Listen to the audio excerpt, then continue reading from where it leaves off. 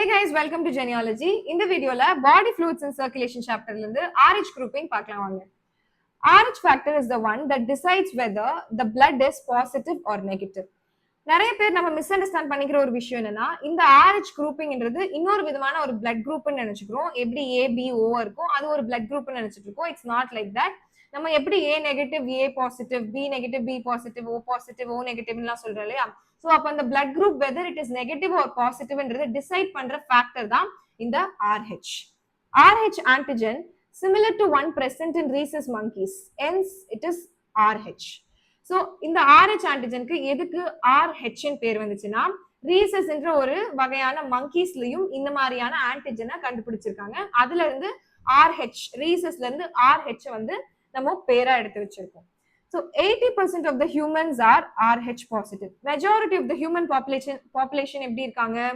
80% வந்து RH பாசிட்டிவா இருக்காங்க. A positive, B positive, O positive. Positive தான் வந்து மெஜாரிட்டியா இருக்கு. நெகட்டிவ் இஸ் கொஞ்சம் ரேர் தான்.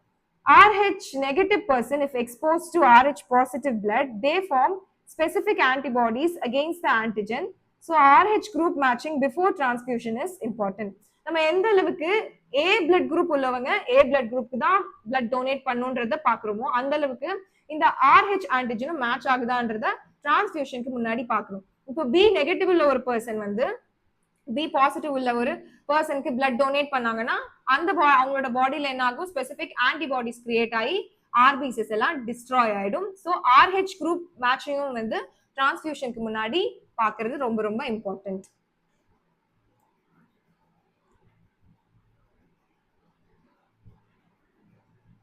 ஓகே, இங்க இது வந்து நம்மளுடைய ஆர்பிசிஸ். இந்த ஆர்பிசிஸ்ல இருக்கிற சர்ஃபேஸ் ஆன்டிஜன் இங்க பாருங்க, இது நம்மளோட ஃபர்ஸ்ட் கேஸ். சர்ஃபேஸ் ஆன்டிஜன் வந்து A.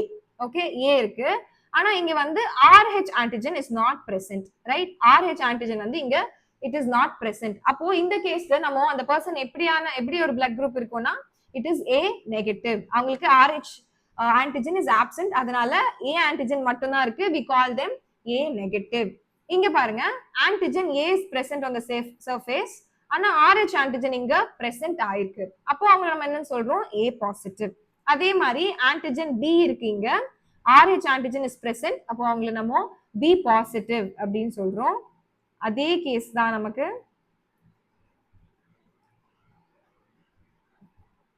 இங்க ஆன்டிஜன் B இருக்கு, ஆனா RH ஆன்டிஜன் ஆப்சென்டா இருக்கு. சோ அவங்கள நம்ம B நெகட்டிவ் அப்படின்னு சொல்றோம். இப்படிதான் வந்து நம்மளுடைய RH grouping வந்து it is done. So அடுத்தது a very very important one, erythroblastosis fetalis. இது வந்து ரொம்ப சிம்பிளான கான்செப்ட், ஆனா படிக்கிறப்ப கொஞ்சம் காம்ப்ளிகேட்டடா இருக்கும். அதுல வந்து பெரிய காம்ப்ளிகேஷன்ஸ் எல்லாம் கிடையாது. It is very very easy only. நான் சிம்பிளா உங்களுக்கு இது சொல்லிடுறேன். ஓகே, ஒரு பிரெக்னென்ட் மதர் இருக்காங்க. இவங்கள வந்து இவங்களோட பாடி இப்போ வந்து RH நெகட்டிவ் பிளட் இருக்கு, ரைட்? இவங்களோட பாடியில வந்து RH நெகட்டிவ் பிளட் இருக்கு. இவங்களோட ஃபீட்டஸோட பாடியில என்ன இருக்கு, RH பாசிட்டிவ் பிளட் இருக்கு, ரைட்? RH நெகட்டிவ் மதருக்கு பிரெக்னென்ட் மதரோட பிளட்ல வந்து RH நெகட்டிவ் பிளட் இருக்கு. இந்த ஃபீட்டஸ்ல வந்து RH பாசிட்டிவ் பிளட் இருக்கு. சோ இப்போ இந்த ஃபீட்டஸோட டெலிவரி டைம்ல என்ன ஆகும், கொஞ்சம் ஃபீட்டஸோட பிளட் வந்து மெட்டர்னல் பிளட்டோட மிக்ஸ் ஆயிடும். எது, RH பாசிட்டிவ் பிளட் வந்து RH நெகட்டிவ் பிளட்டோட மிக்ஸ் ஆயிடும் during the time of delivery. During the time of delivery, parturition டைம்ல கிடையாது. It is during the time of delivery. வெறும் கொஞ்சம் அமௌண்ட் ஆஃப் பிளட் என்ன ஆகுது, RH நெகட்டிவோட போயிட்டு எக்ஸ்போஸ் ஆயிடுது. But the first baby is completely healthy and safe. ஏன்னா அதை டெலிவரி ஆகி வெளியே எடுத்தாச்சு. இப்போ மதரோட பாடியில இந்த RH பாசிட்டிவ் ஆன்டிஜன் வந்து போயிட்டு மிக்ஸ் எக்ஸ்போஸ் ஆனதுனால என்ன ஆகும், அது வந்து ஆன்டிபாடிஸ் ப்ரொடியூஸ் பண்ண ஸ்டார்ட் பண்ணிடும். RH பாசிட்டிவ் பிளட் ஆன்டிஜன் கேத்த ஆன்டிபாடிஸ் ப்ரொடியூஸ் பண்ண ஸ்டார்ட் பண்ணிடும். இது ஆன்டிபாடிஸ் ப்ரொடியூஸ் பண்ண இந்த டைம்ல சப்சீக்வெண்ட் பிரெக்னன்சிஸ், அடுத்த குழந்தை வந்து அவங்க அடுத்த குழந்தையோட அவங்க பிரெக்னெண்டா இருக்கும் போது என்ன ஆகும், இப்ப இவங்க பாடியில RH பாசிட்டிவ்கான ஆன்டிபாடிஸ் இருக்கு. இந்த ஆன்டிபாடிஸ் என்ன பண்ணும், அவங்களோட அடுத்த பேபியை வந்து இது அட்டாக் பண்ணும் த்ரூ த பிளசென்டா. த்ரூ த பிளசென்டா வந்து அடுத்த குழந்தையோட ஆர்பிசிஸை வந்து இது என்ன பண்ணும், அஃபெக்ட் பண்ணும், டிஸ்ட்ராய் கூட பண்றதுக்கான சான்சஸ் இருக்கு. முதல் குழந்தையில ஏன் இது அஃபெக்ட் ஆகலைன்னா, ஏன்னா ஃபர்ஸ்ட் வந்து அது பிளசென்டா மூலமா நல்லா செப்பரேட் ஆயிருக்கு, ரைட்? பிளசென்டா மூலமா என்ன இருக்கு, the maternal body and the fetus is well separated. blood ஓட mixing எங்கேயுமே நடக்கல. டெலிவரி டைம் அப்போ என்ன ஆகுது, கொஞ்சம் RH பாசிட்டிவ் பிளட்டும் RH நெகட்டிவ் பிளட்டும் மிக்ஸ் ஆயிடுது. கொஞ்சம் மிக்ஸ் ஆனதுனால மதரோட பாடியில RH பாசிட்டிவ்க்கு எதிர்க்கிற ஆன்டிபாடிஸ் ப்ரொடியூஸ் ஆயிடுச்சு. ஃபர்ஸ்ட் பேபி சேஃபா வெளியே வந்துருச்சு. ரெண்டாவது டைம் அவங்க பிரெக்னெண்டா இருக்கப்போ ரெண்டாவது டைம் அவங்க RH பாசிட்டிவ் உள்ள ஒரு பேபிய அவங்க அவங்க வந்து பார்ட்டிஷன்ல இருக்கும்போது என்ன ஆகுது, இப்போ அவங்க உடம்புல RH பாசிட்டிவ்க்கு எதிர்க்கிற ஆன்டிபாடிஸ் இஸ் பிரசன்ட். இந்த ஆன்டிபாடிஸ் எல்லாம் பிளசண்டா வழியா போய் அந்த பேபிய அஃபெக்ட் பண்ணும், பேபியோட RBC டிஸ்ட்ராய் பண்ணும்.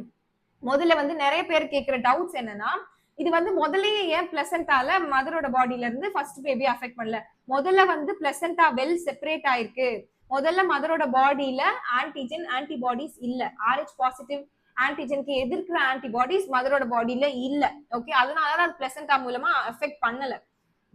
குழந்தைய வெளியே எடுக்கிற போது அந்த பிளட் வந்து எக்ஸ்போஸ் ஆகுறதுனால ஆன்டிஜன் ஆன்டிபாடி ஆன்டிஜனுக்கு எதிர்க்கிற ஆன்டிபாடி அப்பதான் மதரோட உடம்புல கிரியேட் ஆகுது. கிரியேட் ஆகி ரெடியா இருக்கிறப்போ அந்த ரெண்டாவது பிரெக்னெண்டா இருக்கிற குழந்தையோட பிளசண்டா மூலமா the antibodies are going in affecting the child, the fetus, right? புரிஞ்சுதா? கம்ப்ளீட்டா இட்ஸ் டன், ரைட்? ரொம்ப ரொம்ப சிம்பிள். முதல்ல குழந்தையில பிளசண்டா மூலமா it is well separated, maternal body and fetus is well separated through the placenta. ரெண்டாவது குழந்தையப்போ என்ன ஆகுது, மதரோட பாடியில ஆன்டிபாடிஸ் இருக்கு. ஸோ இந்த ஆன்டிபாடிஸ்லாம் பிளசண்டா மூலமா அந்த குழந்தைய வந்து அஃபெக்ட் பண்ணும். Completed, right?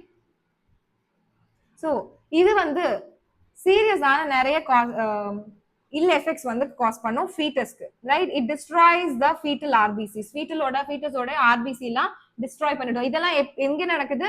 இந்த செகண்ட் பிரெக்னன்சி, செகண்ட் சைல்டு அப்போதான் வந்து இதெல்லாம் நடக்குது. could be fatal to the fetus and cause severe anemia and jaundice.